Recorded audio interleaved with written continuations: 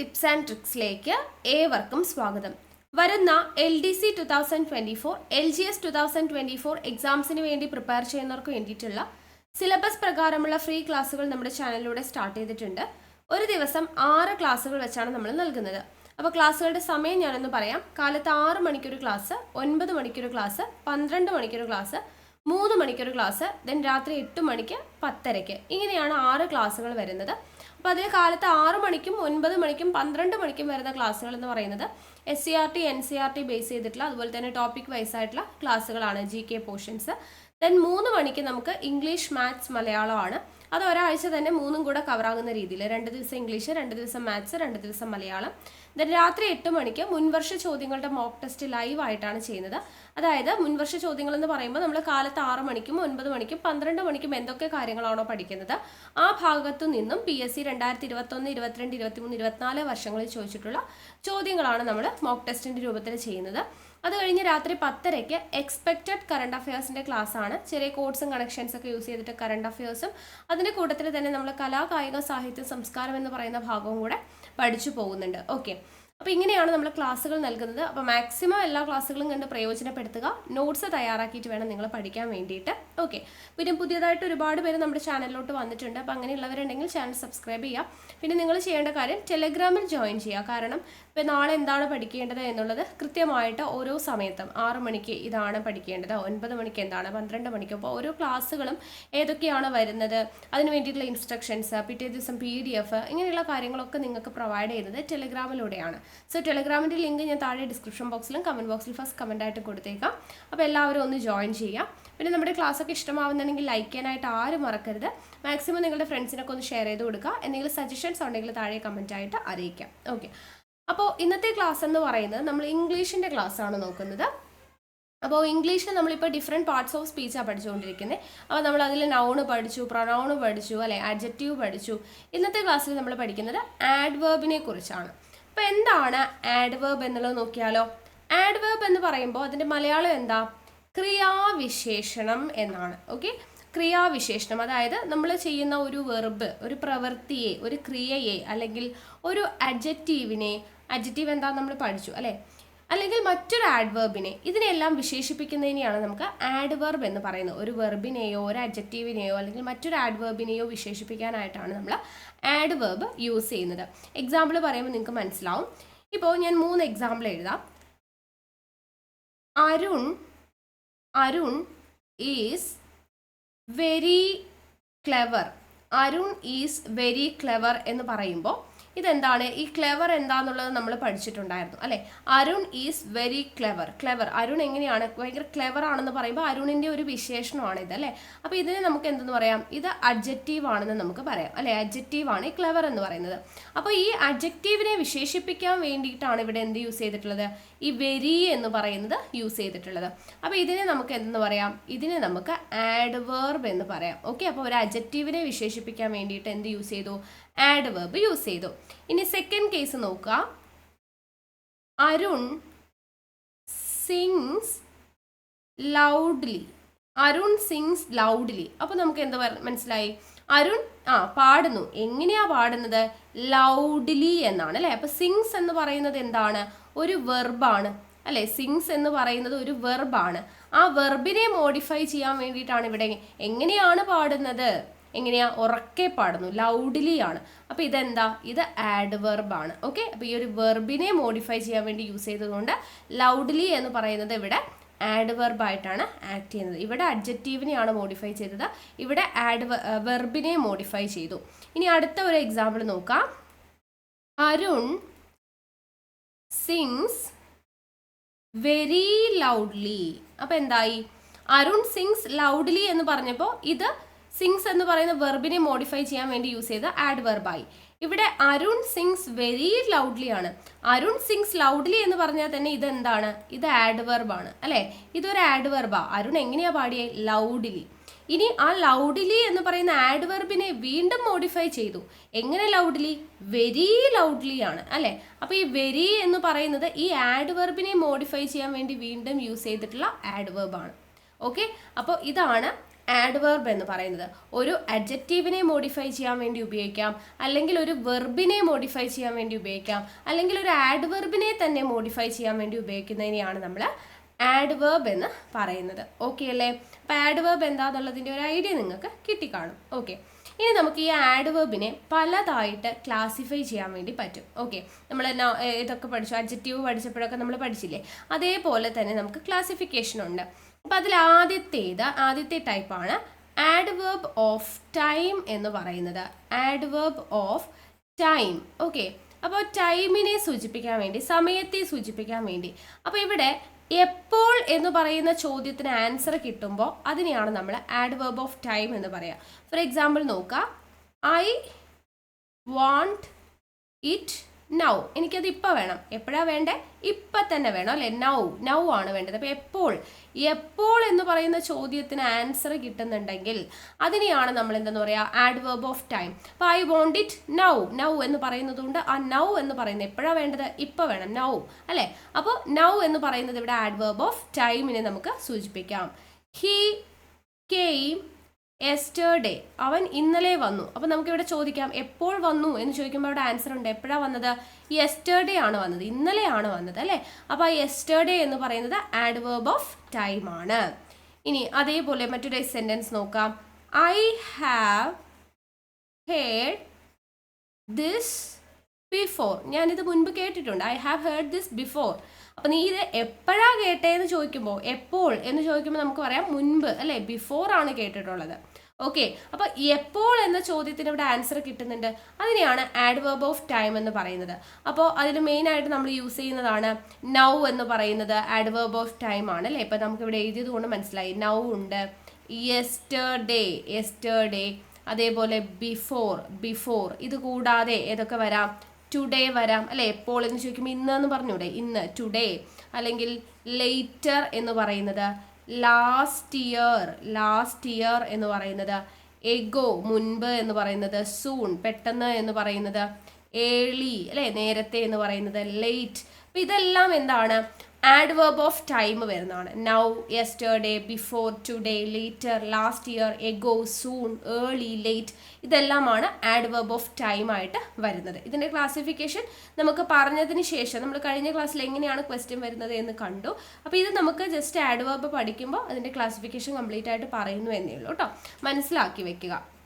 ഇനി രണ്ടാമത്തെ ടൈപ്പാണ് ആഡ്വേർബ് ഓഫ് മാനർ എന്ന് പറയുന്നത്.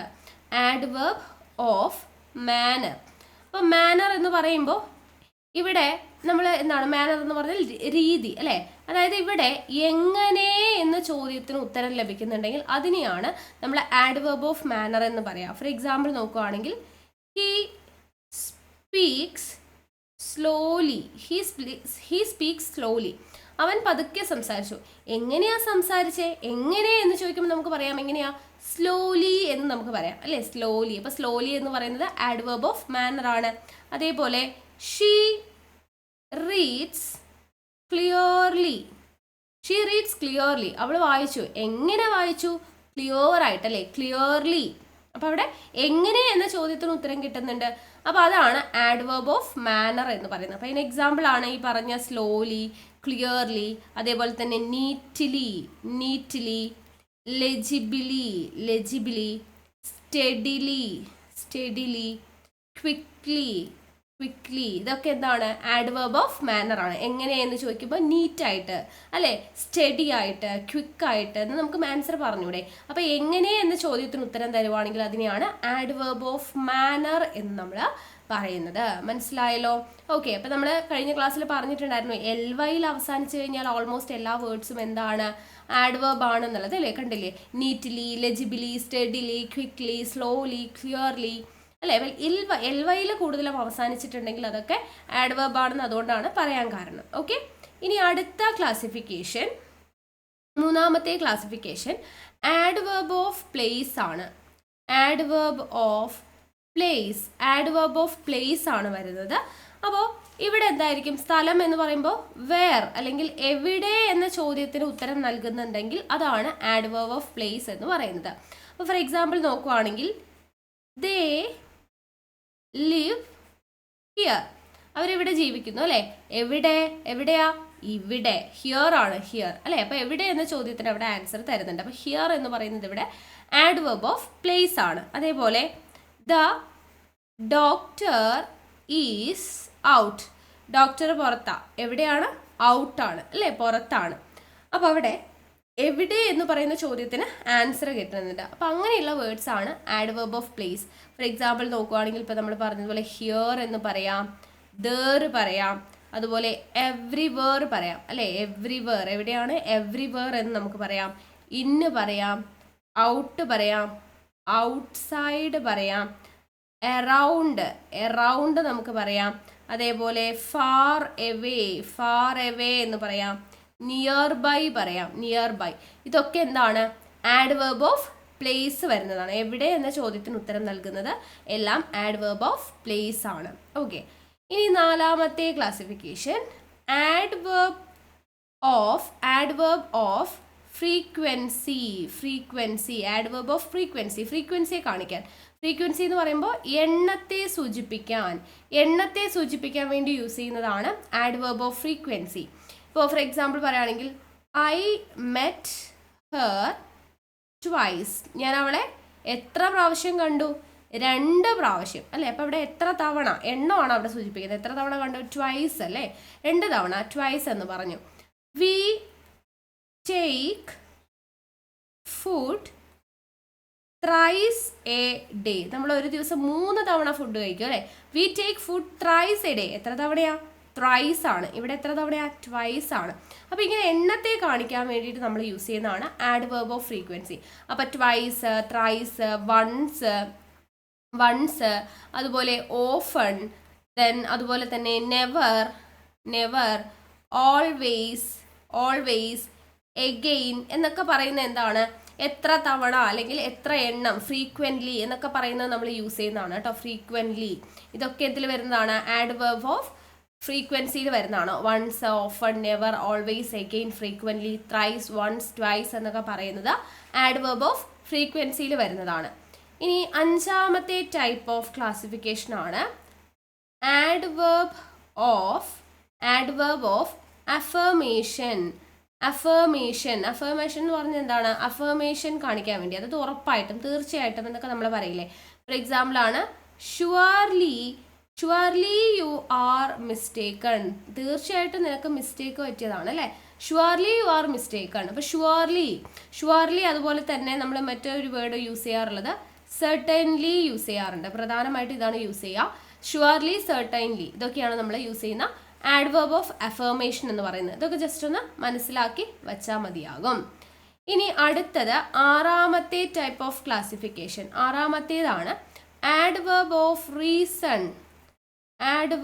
ഓഫ് റീസൺ എന്ന് പറയുന്നത്. അതായത് കാരണത്തെ കാണിക്കാൻ വേണ്ടിയിട്ട് അല്ലേ.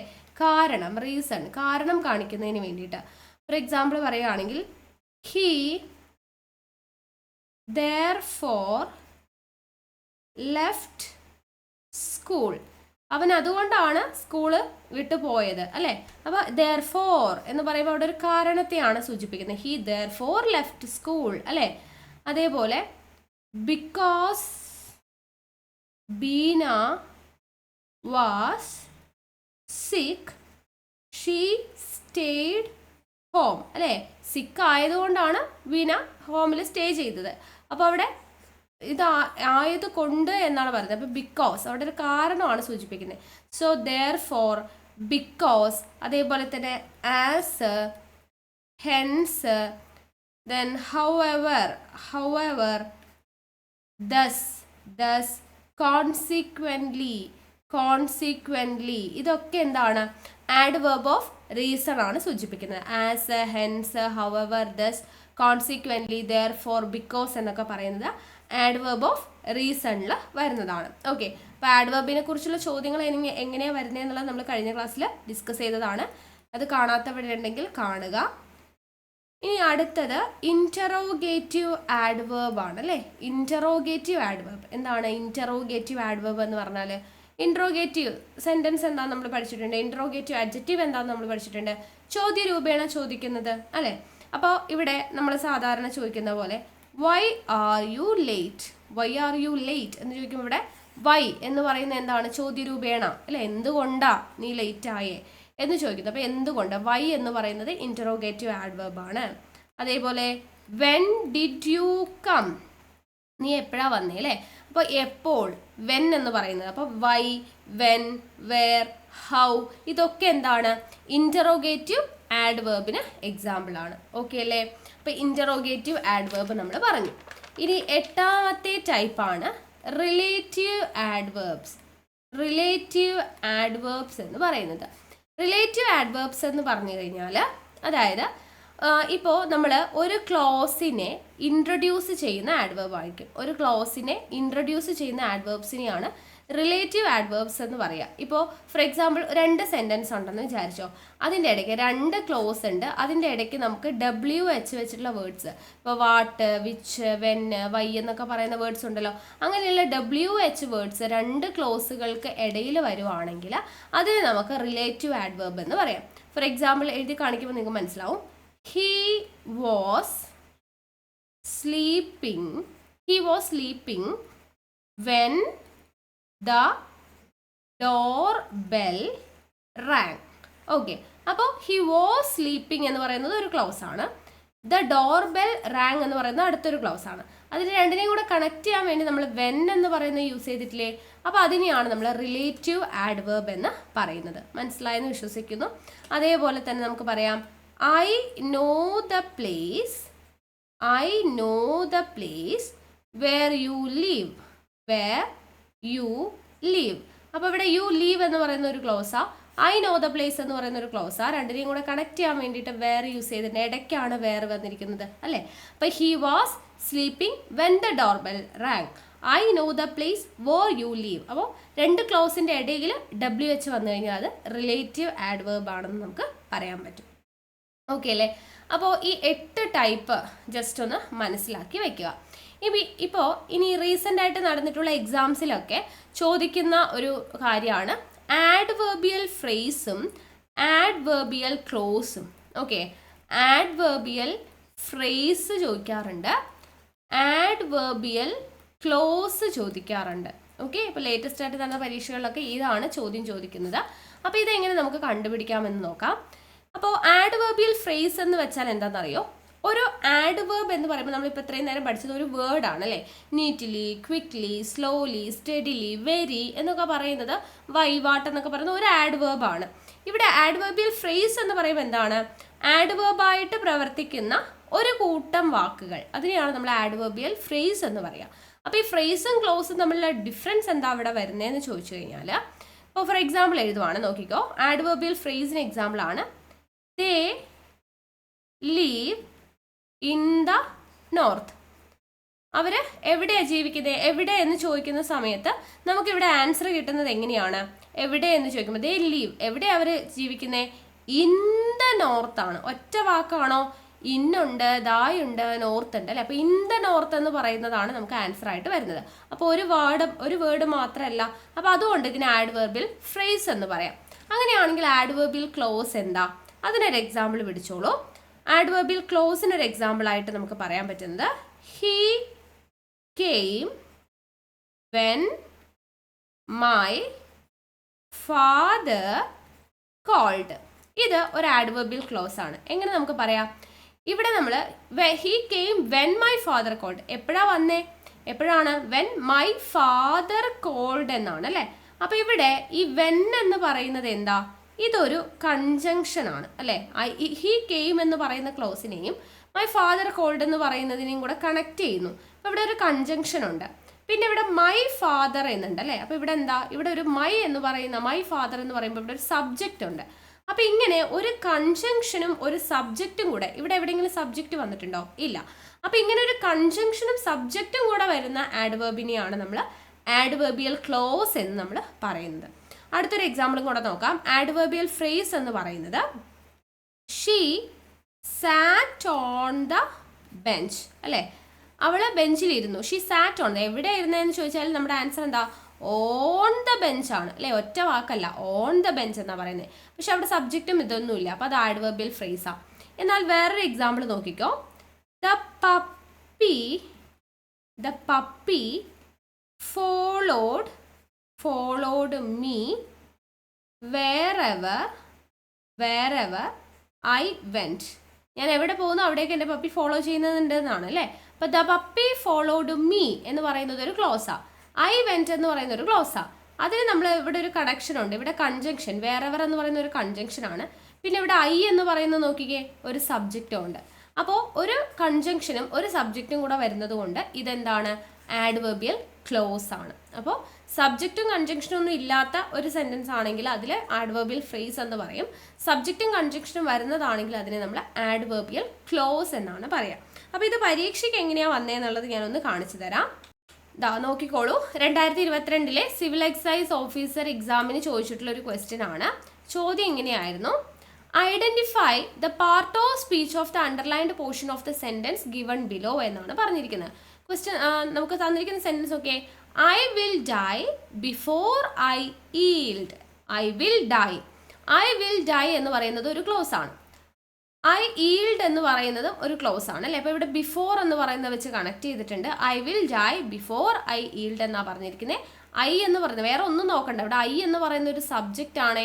സബ്ജക്റ്റ് ഉണ്ടെങ്കിൽ അതെന്താണ്, ആഡ്വേർബ് ക്ലോസ് ആണ്. ഓപ്ഷൻ സി ആയിരിക്കും നമ്മുടെ ആൻസർ വരുന്നത്. മനസ്സിലായോ? I will die before I yield ആണ്. അപ്പോൾ ഐ ഈൽഡ് എന്നാണ് പറഞ്ഞിരിക്കുന്നത് അല്ലേ. അപ്പോൾ അവിടെ ഐ എന്ന് പറയുന്നത് സബ്ജക്റ്റ് ആണ്. സബ്ജക്റ്റ് വന്നിട്ടുണ്ട് എന്നുണ്ടെങ്കിൽ അത് ആഡ്വേർബ് ക്ലോസ് ആണ്. സബ്ജക്റ്റ് ഒന്നും ഇല്ലാന്നുണ്ടെങ്കിലോ അത് ആഡ്വേർബ് ഫ്രേസ് ആയിരിക്കും. മനസ്സിലായോ?